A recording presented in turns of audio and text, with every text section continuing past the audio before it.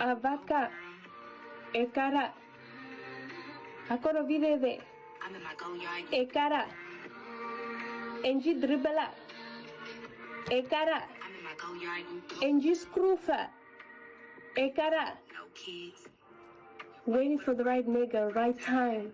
Une, Mudu Mwingre, Kuno Wingra Vekika Shemokako, Amimesta Pastapa, Kavanje Mashani, the relationship a very shumuno thingama. Shema no ushi, Nimbrahi, oh, Nimbrahi Pehino. Minan Varanga Tamu, Tamamu Shikatinga. Ami. That's actually my daughter, my baby sister's firstborn. And what she's really saying in our language, obviously, is that, so you cheated on me, you lied on me, and you're doing this and this, and you think I should let it pass? No, not with me, okay? Not with me. So yeah, let's get started. Hi guys, and happy Saturday. I am very excited because I'm going out with my cousin, window shopping and so on. By the way, yesterday, look at my nails. And I don't have my ring. I know my husband is very, very overly protective over my ring. And he knows the story. I have like 4 different rings because he knows that I could go to the bathroom, take my ring out when I wash my hands and forget it there. But today I don't have the backup ring, so sorry baby. Anyway guys, yeah, so yesterday my cousin took me out. I had 2 cousins here, Kapi and Anna Marie. Kapi is the oldest one and Anna Marie is the youngest. Anyway, so she took me out for pedicure and manicure. Oh my god, you know, when you have people who spoil you like that, it's so nice. It just feels. And then we went out to eat our favorite wings on the Danforth. We just have a very, very good time together. We were talking, even while we were doing the pedicure, to such an extent that the lady doing our pedicure was like, oh no, Jehovah, you just moved. Anyway, guys, so welcome back to single, married, separated, divorced, and single again. And obviously for me, Jehovah, married again, even though I don't have my ring and I don't have my backup ring. Sorry, my king. Anyway, guys, today we have an interesting topic, because you know some topics are different. Like the sex topic that I had before, it's one of those topics that people don't want to talk about, and it's called cheating in marriage. What do? You forgive, you move on, you know, like what do you really do when cheating happens in marriage? And I can say that it's only men who cheat, but mostly it's men who do cheat, I have to admit that. So yeah, welcome back guys.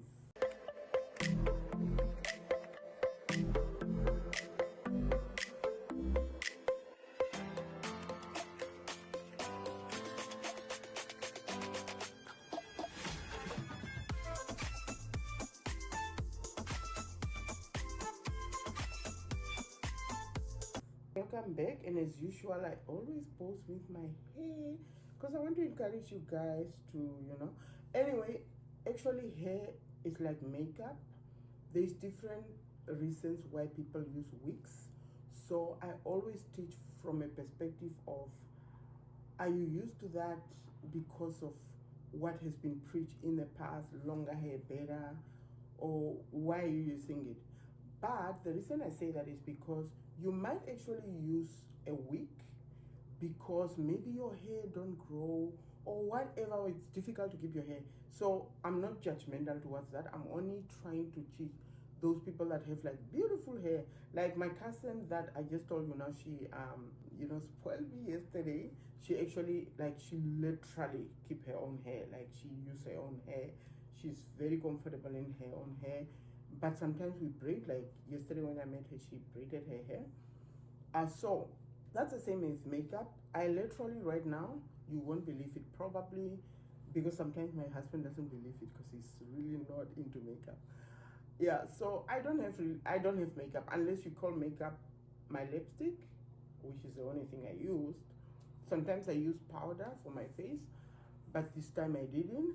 So now those things, some people use makeup to, because they have marks and so on. So I'm not here to judge anyone, but if you have a beautiful skin like mine, You don't have to use makeup, guys. Honestly speaking, you don't have to. Anyway, most people sometimes ask me, like there's many people who comment on my video, even though they don't comment out words. I don't know why. Like most people who comment in my WhatsApp inbox, I don't know whether they know that they can actually comment on the video on YouTube. But people will say, oh my God, your makeup was so flawless. I'm like, what makeup? I didn't use makeup. And most people will ask, what do I use for my face? I'm going to be honest with you. My skin is so beautiful. I don't need to use anything for my skin. I just wash with, like, I would say that I mistreat my skin, like my face, you know, because most people are very into their skincare and so on. I don't have any skincare, honestly. I think maybe, as my cousin usually say, it's because you have never drink, have never smoked. That's probably what's make my skin looks beautiful. So yes, and some people ask, do I have Botox? No, I don't have Botox because I can front, right? Yeah, like as we talk about in, you know, like about makeup and, you know, whatever you call it, wigs, Botox is the same. I've seen people who use Botox who, oh my goodness, you can see that it's needed. And sometimes I just heard yesterday that apparently you can actually use Botox for migraine, because remember it relaxes muscle. So for those that, and Botox doesn't really have what do you call it, like side effects. Yeah, so Botox doesn't have side effects, eh? At least from what I know. I'm not telling you to go and get Botox, but I'm saying if you have like migraine, usually it relaxes the muscles. Anyway, let's get started about what we're going to discuss today, because it's quite scary. So I was listening to someone, I'm not going to have to mention their name, but it's a lady that usually, like in the past, we used to talk about things, and she was the Andy, oh no, if my husband cheat, I'm going to walk out, like cheating is not for me and so on.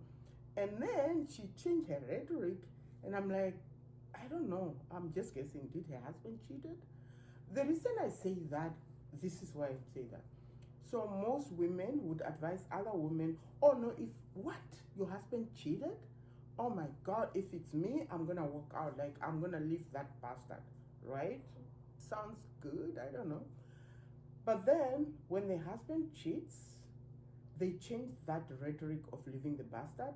They now come with, oh no, because we have kids, you know, like Jehovah, you can't just live like that and so on. For me, that's wrong. That's a problem that I have with people. They advise, they give other people advices that they themselves, they can use. I don't do that. When I give you advice, it's because I'm going to use that advice. How crazy it sounds. So this woman was telling other women that when your husband cheats, you need to sit down with him. And I don't have a problem with that narrative. I think it depends. But why I was against what she was saying is because she was saying that when your husband cheats, when you found out he's cheating and so on, you need to accept it. You just, you know, as long as you can keep him, because I mean, guys, we are like in the world, like there's less men.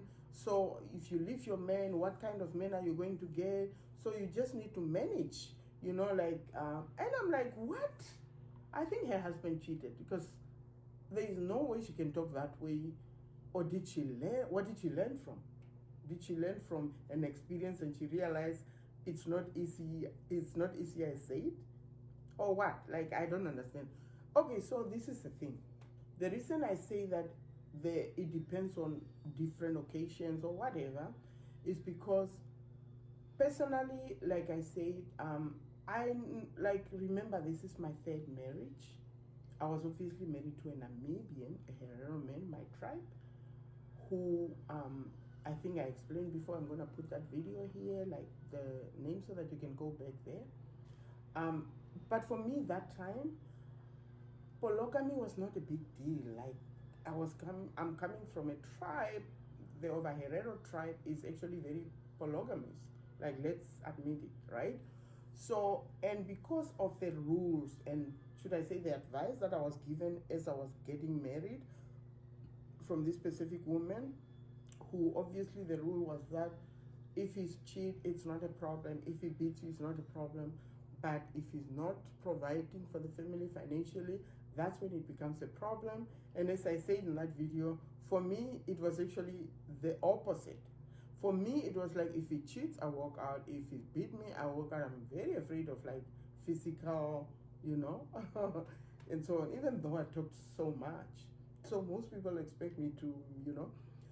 But when it comes to like provision, I thought that is something that we can fight together financially, especially because we're very young, me and my ex-husband back then. So that advice actually kept me intact, and most people didn't know that.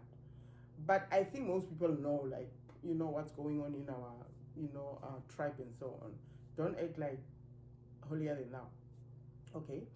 Anyway, and then my second marriage, I was married to a Yoruba guy from Nigeria, and honestly speaking, we had because this is where most people misunderstand unhappily married. I wouldn't say I was unhappily married because we had things going on, we believe in things, but we had kind of a whole, like we had a whole 5 years gap that we were not together. Like literally 5 years, we were just not together. And then we had another 4 years where it was a distance relationship. The other first 5 years, I wouldn't count the distance because there was nothing. I couldn't go visit him. He couldn't come visit me, right? There were things now when we were reunited that we had to walk through, but the love was definitely there. We had like really, really good times together. But there was something that I was fighting before we even reunited and so on, which was his type of music. And I know most people, especially coming from the African culture, you know, when I announced my divorce and so on, they were like, oh, Jehovah, you can divorce for that and so on. No, you can decide on my behalf what I can divorce for, okay? You stop that nonsense. Because this is my life. I live my life. I don't know what that is. I live my life at my own terms. I don't allow people to dictate what I should allow or where I should walk out of a marriage and so on. Because this is my life. You're not going to be part of it, right? So, and the thing is, most people didn't know that I have been speaking against it 3 years or even 2 years prior to that, you know. It just reached kind of, you know, a hit and so on. And there were many friends that I told that, you know what, I think I'm going to divorce because of this and this. Most people were like, oh, no, you can divorce for that. Anyway, now I'm actually married to a Bamileke from Cameroon. It's funny because all these three men, I would say they share something in common. The Yorubas from Nigeria, actually like the Herreros, to be quite honest, I think so. And the Bamileke also, they are businessmen. They actually have cattle. When you go and check Bamileke on Google, you will know that they are actually the businessmen of Cameroon and so on. And because of that, there is a type of jealousy against them and so on. The reason I say that, I'm not taking their side because I've studied all the tribes in Cameroon, at least to an extent. And I realized that Bamileke, like the Herreros, were actually killed for, I don't know, like which years exactly. And because they stood their ground. And now they are kind of a minority in that country in that sense. So yeah, now this is what I'm trying to say. Every single person has a reason for why they want to do certain things. Now let's go back to cheating after explaining this whole lot. Cheating for me, is a deal breaker. And like I said, in my first marriage, the marriage was polygamous. So I understand completely what that means. And that's different, you know, that's completely different. And when I say different, it doesn't mean that I shouldn't have acted, you know, differently. But eventually, when I met Jesus, I actually realized, oh my God, this is a lot of bull crap that I was told that I shouldn't do this, you know, and that's when I actually divorced. And you know, my ex-husband, who actually didn't want to divorce at that time, was like, oh, I think he was now against Jesus, like, oh no, that's because of Christianity that I, you know, it's because of Christianity that my eyes got open, okay? Anyway, so for me right now, cheating is a deal breaker. Like, and the reason I say that there should be a different kind of, like, I don't even know.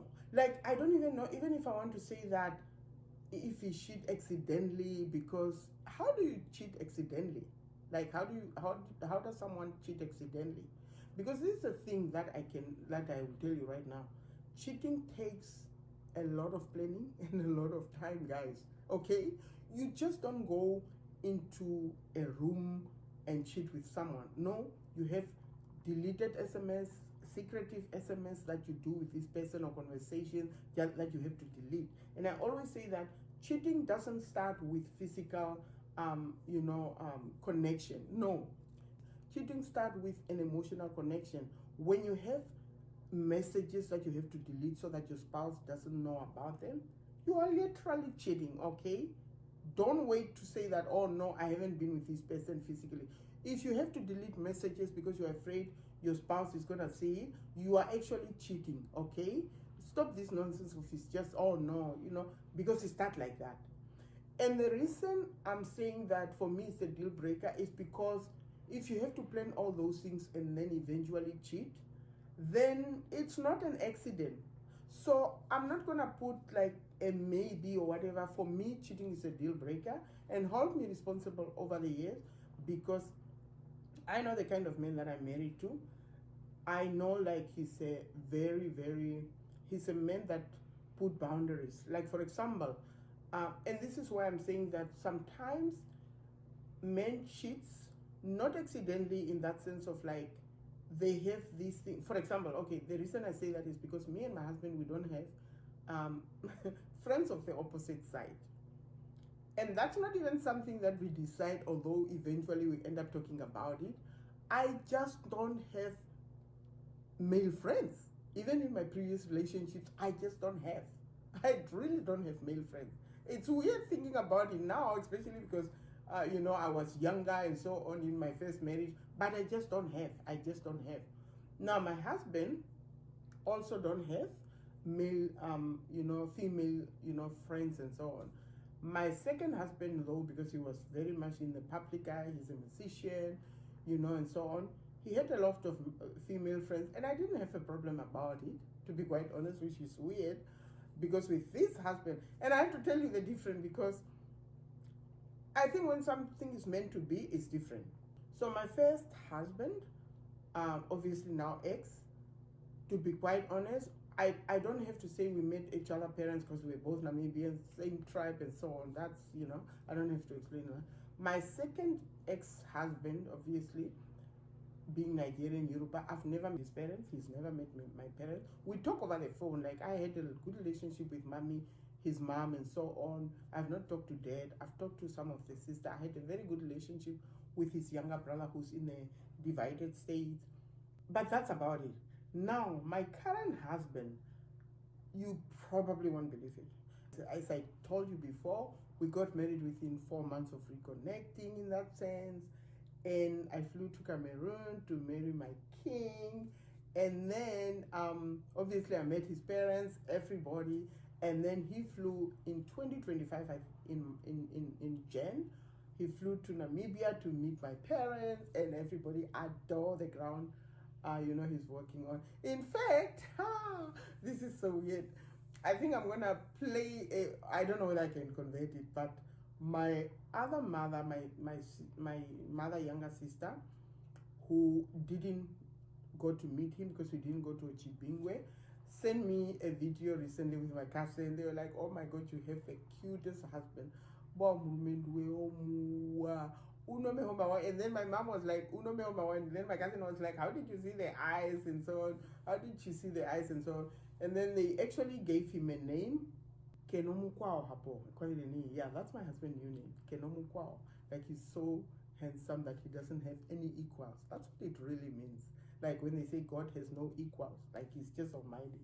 So my husband has no equals when it comes to handsome, and that's a very good compliment to have a man who's so loved by your people. And he is a gentleman. He's a very good man, to be quite honest. Sorry, sweetheart, that I don't have your ring, but your wife loves you. Anyway, so that is a different kind of marriage. And it's so weird. I'm not, like, I would not say I'm like the psychopathic kind of jealous woman in general. But with this man, it's insane. Like, I am literally overreacting over anything. Like, it's almost like, no, this man, I don't want to lose him. Like, and then my husband is like, come on. I just went out to see the place because it's boring at home. I'm alone and so on. but you know my heart belonged to you. Like, where did you think I went? Like, you know, I love this man. Anyway, going back to cheating. So I was shocked that I listened to a young woman saying that cheating is okay. Well, she didn't say cheating is okay, but the process of what she was advising, the advice that she used in when a man cheats or continue cheating, was actually to say that that's okay. I feel like, you know, if your husband cheat accidentally, which I don't even believe in that sense, and he came out to you and he had me, I think that's one exception that I can make. When, if he's not caught, like you didn't just caught him in the deed, he came to you and he told you that this is what he did without you even knowing, like you weren't even expecting it or whatever. That's kind of different, but it's still not an okay thing. I think at my age where I am now, I just not gonna take any BS, to be quite honest, about cheating. Let we differ about something else like finances or whatever, but cheating shouldn't even be an option, especially at our age. Like what? Like if you have the 23-year-old going around, maybe they are testing all the perimeters, they are test driving the different cars. Okay, I get that. You know what I mean? But what at our age, over 40 and above, even over 35, like I just feel like when you start a family, that should not be an option, to be quite honest. And you women should not make it an option, because as soon as you listen to that advice, which I think like it's what? In 2025, you advise people to actually allow their husband to cheat because you think that you can get another man or a man that can cheat. There is men out there that can cheat, like, you know. And that's why I'm saying, as a woman, you have to do things to avoid, to actually push these men that really wouldn't cheat in normal circumstances, to, like, for example, you know, like everything I think I talk about, I will put that video here as well so that I don't have to repeat myself. Come on. And sex is important. Like, I mean, give your men sex upside down like crazy, you know. And I think I also have to mention that it's not only about sex when it comes to, you guys have to physically be attracted, insanely attracted to each other. You have to be across to each other in a room, in a meeting, and just want to pull each other close. Yeah, like literally. That's the kind of attraction that you should have. Me and my husband has that kind of attraction, like, and I think my husband is very creative when it comes to that. I love that about him. Like, he's very creative. Like, I'm busy brushing my teeth, he's behind me, he's already doing his, you know, and all of a sudden I put the tooth. Like, he's so creative, and he's very, like I said, and I'm sharing this information to help you. Like, me and my husband can literally, and we sometimes sit about it and think about it, like we can literally go 4 rounds in a day, and we have sex literally every single day. Like, we don't miss a day. Like, literally, if we're kind of people looking for a child, and maybe they say like you have to have sex this specific day before, you know, your fertile days, we wouldn't have to struggle with that, because we literally have sex every single day. Like, and I love how creative my husband is. I'm also creative. Women are creative in general, but I always say, men, you need to also be creative. Like, I was literally in the bath the other day, and my husband was like, you know, trying to calm me, and I'm like, I don't trust you. And Mr. Man was already up, you know. So these are the things that are important in a marriage to avoid cheating. And that's only for the men that are not the cheating types. The reason I say that is because some men will cheat regardless of all that. And also, it's probably also because the physical attraction is not there anymore. There is many things. So that's why I think a previous video I said you have to have meetings with your husband, and these are part of those things. You know what? I will continue about the cheating on the next video, because I don't want our videos to be too long, and it's already 21 minutes. Yeah. Okay, guys. So from me, Jehovah. Bye.